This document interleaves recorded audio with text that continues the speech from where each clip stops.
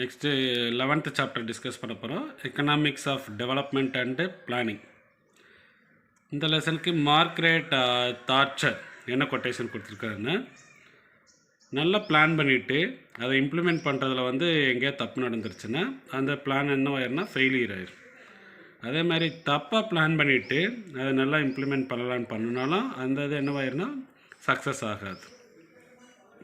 So எப்போவுமே நீ என்ன செஞ்சுட்டே இருக்கணும்னா, உன்னோட ஒர்க்கெல்லாம் பண்ணுறதுக்கு முன்னாடி you have to plan, then you have to work according to your plan. This is what economics டெவலப்மெண்ட்டுக்கு அண்ட் பிளானிங்க்கு மார்க்ரெட் தாட்சர் கொடுத்த கொட்டேஷன். இந்த லெசனில் என்னெல்லாம் தெரிஞ்சுக்கிற போகிறீங்கன்னா, process, features and determinants of economic development and case and against for planning, compare various types of planning and functions of Niti ஆயோக்லாம் தெரிஞ்சுக்கிற போகிறீங்க. Meaning of development and underdevelopment. What do you mean development? Development means the structural changes towards betterment. ஒட்டுமொத்த எக்கானமியோட ஸ்ட்ரக்சரை change பண்ணோன்னா அது டெவலப்மெண்ட்டுக்கு நோக்கி போகிறதுன்னு சொல்லணும்.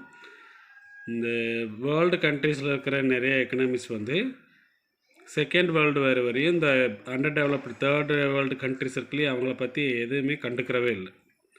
ஆஃப்டர் செகண்ட் வேர்ல்டு வார் பார்த்து நிறைய எக்கனாமிஸ்ட் அந்த அண்டர் டெவலப்டு கண்ட்ரிஸோட ப்ராப்ளத்தை பற்றி படிக்கிறதுக்கு அவங்களோட அட்டென்ஷன் டைவர்ட் ஆச்சு. அந்த கண்ட்ரிஸ் ரிலேட்டடாக அதுக்கு அந்த கண்ட்ரிஸை டெவலப் பண்ணுறதுக்கு ரிலேட்டடான தியரிஸ், மாடல்ஸ் எல்லாம் ஃபார்முலேட் பண்ணாங்க of development and growth related.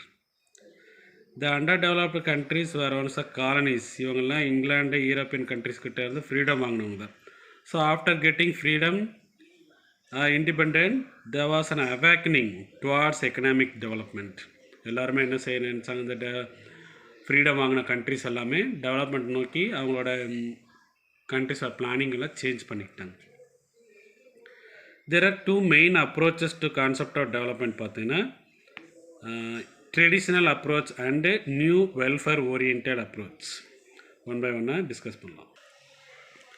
Traditional approach எப்படி இருக்குன்னு பார்த்தீங்கன்னா, development strictly in economic terms,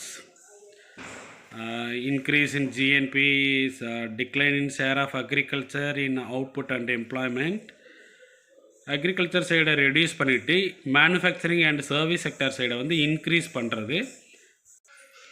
அந்த ப்ரொடக்ஷன் எம்ப்ளாய்மெண்ட் சைடு அக்ரிகல்ச்சர் செக்டரை ரெடியூஸ் பண்ணிவிட்டு மேனுஃபேக்சரிங் சர்வீஸ் செக்டரை இன்க்ரீஸ் பண்ணுறது. It gives more emphasis on இண்டஸ்ட்ரியலைசிஸ்.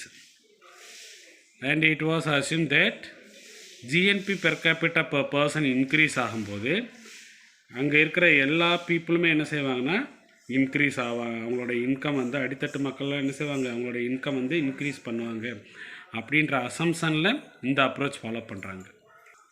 Second approach பார்த்தீங்கன்னா new welfare oriented approach. 1970s அந்த டெவலப்மெண்ட் அப்படின்ற கான்செப்டை ரீடிஃபைன் பண்ணாங்க. Reduction of poverty, inequality and unemployment, அதோடு சேர்ந்து க்ரோயிங் எக்கானமி அப்படின்ற கான்செப்டும் கொண்டு வந்தாங்க. இந்த பீரியடில் பார்த்தீங்கன்னா redistribution with growth, this is what a famous slogan during the 1970s. Michael P Todaro அப்படின்றவர் கான்செப்ட் சொல்லியிருக்கிறார் டெவலப்மெண்ட்டுக்கு. டெவலப்மெண்ட்டுன்ற என்னென்னா, it's a multidimensional process involving எதுலெல்லாம் சேஞ்சஸ் கொண்டு வரணும், social structure, popular attitudes, national institutions, as well as acceleration of growth, reduction of inequality, eradication of absolute poverty. இதெல்லாம் changes வந்துச்சுன்னா அதனால தான் இதை multidimensional process involving major சேஞ்சஸ்ன்னு சொல்லி மைக்கேல் பி டொடாரோ அப்படி பண்ணினா தான் அதுக்கு பேர் டெவலப்மெண்ட் அப்படின்னு சொல்லி அவர் கொட்டேஷன் கொடுத்துருக்கிறார். டெவலப்மெண்ட் தெரிஞ்சுக்கிறதுக்கு முன்னாடி அண்டர் டெவலப்மெண்ட்னால் எப்படி இருக்கும்.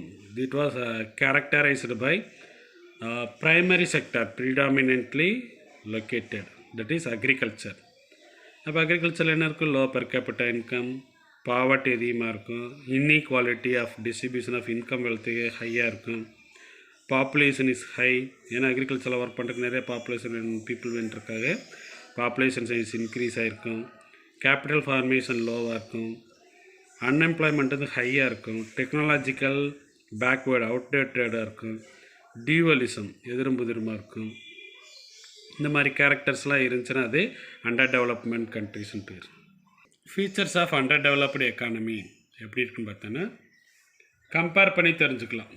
எப்படி அண்டர் டெவலப்டு கண்ட்ரிஸோட ஒன்று ரிலேட் பண்ணி என்ன செஞ்சுக்கலாம் தெரிஞ்சுக்கலாம். அதேமாதிரி World Bank report, development report இருக்கு இல்லையா, வேரியஸ் கண்ட்ரிஸை வந்து GNI gross national income per capita அதுபடி வந்து கிளாஸிஃபை பண்ணியிருக்கிறாங்க. Low income countries GNI per capita எப்படி இருக்குன்னு பார்த்தீங்கன்னா 960 and below $rupees per capita இருந்துச்சுன்னா அது லோ இன்கம் கண்ட்ரிஸ். 906லேருந்து 11,000 and 1105 வரையும் டாலர் பெர் கேபிட்டா இன்கம் இருந்துச்சுன்னா அது middle income countries. 11,000 1106 or more American டாலராக பெர் கேபிட்டா இருந்துச்சுன்னா அது ஹை இன்கம் கண்ட்ரிஸ்ன்னு சொல்லிட்டு கிளாஸிஃபை பண்ணியிருக்கிறாங்க world development report. Meaning of underdevelopment, it refers to the economy where levels of living of masses are extremely low due to very low level of per capita income. Here low per capita income பார்த்தீங்கன்னா low level of productivity and high growth rate of population. This is what under development meaning. Economic growth and economic development எப்படி இருக்குன்னு பார்க்கலாம். ஜென்ரலாக சொல்கிறதுச்சுன்னா economic டெவலப்மெண்ட்ன்றது problem of underdeveloped countries, அதை deal பண்ணுறதுக்கு வந்து எக்கனாமிக் டெவலப்மெண்ட். அப்புறம் எக்கனாமிக் க்ரோத் யாரோட கண்ட்ரி, டெவலப்டு கண்ட்ரிஸ் ரிலேட்டடாக சேர்ந்தது. Nature and level of change பார்த்தீங்கன்னா டெவலப்மெண்ட்ன்றது ஸ்பான்டேனியஸ் சேஞ்ச், அதேமாதிரி டிஸ்கண்டினியூஸாக இருந்துச்சுன்னா அது டெவலப்மெண்ட். க்ரோத் பார்த்தீங்கன்னா gradual and steady changes in the long run அப்படி இருந்துச்சுன்னா அதுக்கு பேர் க்ரோத். ஸ்கோப்பில் எப்படி இருக்குன்னு பார்த்தீங்கன்னா growth simply means more output இருந்துச்சுன்னா அதுக்கு பேர் க்ரோத். ஆனால் டெவலப்மெண்ட்ன்றது என்னென்னா எஃபிஷியன்சி இன் ப்ரொடக்ஷன், நாம் எவ்வளோ ஒரு யூனிட் இன்புட் கொடுக்கும்போது அதுலேருந்து எவ்வளோ அவுட்புட் கிடைக்கின்ற வச்சு அது டெவலப்மெண்ட்டாக க்ரோத்தான்னு சொல்லிடலாம். And it also imply changes in the composition of output and in allocation of resources, reduction of poverty, inequality and unemployment இதெல்லாம் கன்சிடர் பண்ணணும் டெவலப்மெண்ட் மெஷர் பண்ணும்போது. Quantitative aspect increase in per capita income, qualitative aspects and also qualitative ரெண்டு சேர்ந்தது economic development. அடுத்த extent of change பார்த்தீங்கன்னா economic development wider concept than the economic growth is taken mean growth plus structural change.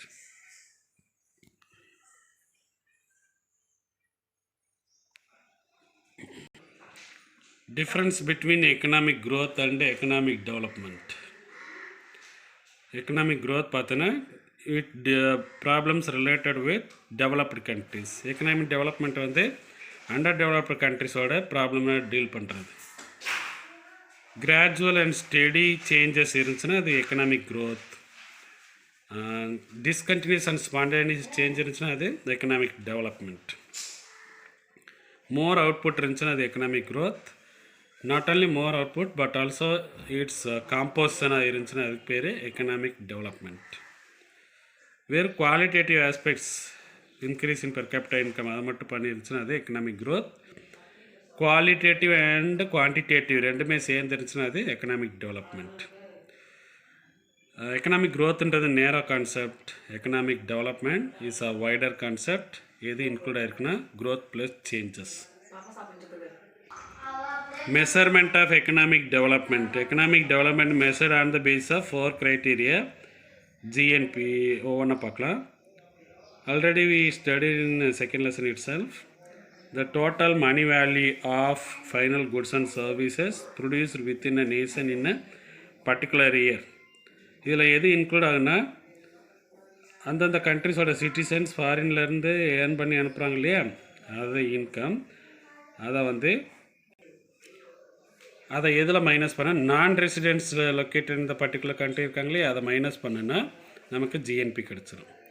It is one measure of economic condition of a country under the assumption that higher GNP இருந்துச்சுன்னா higher quality of living, the other things should be being equal இருந்துச்சு.